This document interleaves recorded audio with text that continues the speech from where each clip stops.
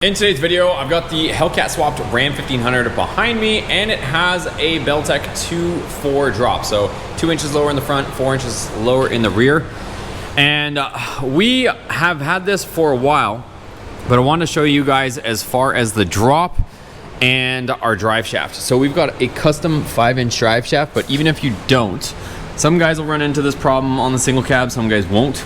But you can see here, my drive shaft has been making contact with this crossbar. So in today's video, I'm going to show you guys how I'm going to fix that, what we're going to do, and then we'll get to it. So first off, I'm going to drop the drive shaft from the rear. So I'm going to pop it off there, swing it down, and then I'm going to cut out a section there, and then we'll be well on our way, and we'll make a little bit more clearance. So let's get to it and show you guys what we do. All right, so obviously you want to use discretion over here. So I've got a welding blanket shoved all in there around the tank, and we're gonna start cutting this out. You can clearly see, well, you can see two things. This is where my stock drive shaft was rubbing. You can see here from the boot, there's an accordion boot on the stock drive shaft. And then you can see where my new one is also touching. So I'm gonna go in here. I'm not sure exactly how I wanna cut this out, but once I kind of figure it out, I'll show you guys what I come up with, and we'll go from there. All right guys, so I ended up cutting it out. I just want to show you guys the end result here. So there was a bunch of holes on the top and a bunch of holes on the bottom. So I ended up cutting that portion out. I might box it in later, but I know people that have run it like this without any issues.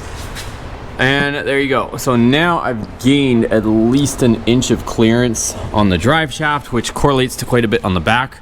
Let me show you guys how much I can push this up. So right here, and if you go over here, I'll just show you guys the drop. It's pretty low. It's a pretty low drop. And over here, I can now go up with my drive shaft like at least 4 inches more. I don't think we ever plan on bottoming out that much. At least I hope we don't. So let me push this up, and I'm not gonna connect it to the diff, but I'm gonna push the drive shaft up so you can see just how far we can go. All right, so there you go. You can see now it's touching, but I can get way more out of this.